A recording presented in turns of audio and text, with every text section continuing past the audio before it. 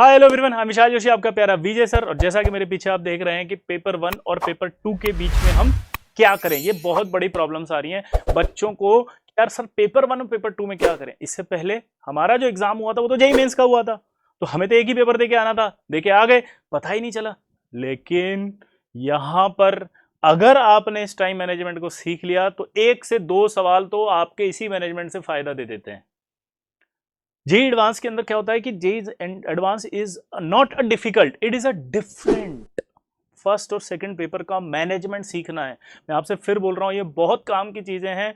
ये सारी वो टिप्स हैं जो हमने AIR 1 को दी थी, चित्रांग मुर्दिया 2014। तो टिप्स फॉर AIR 1 जो दी गई थी वो आपको दे रहा हूं। पेपर 1 और पेपर 2 में क्या करें?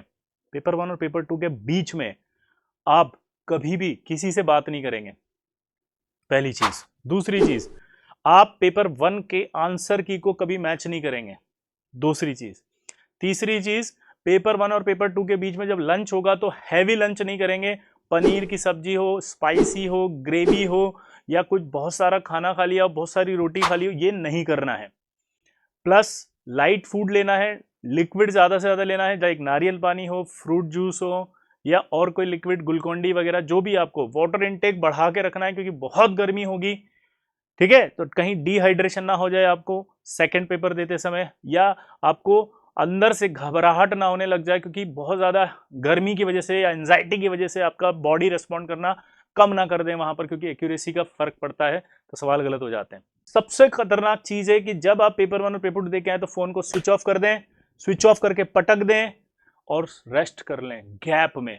आप अगर गाड़ी से गए हैं तो गाड़ी के अंदर AC चला के सो जाएं पीछे की सीट पे जाके, ठीक है?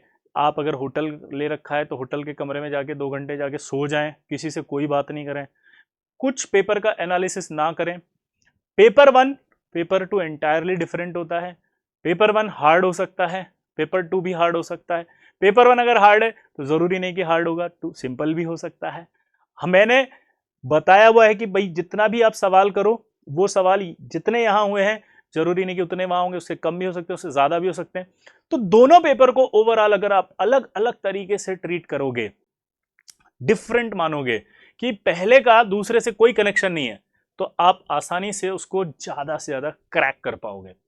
तो ये स्ट्रेटजी आपको पेपर 1 पेपर 2 के बीच में रखनी है।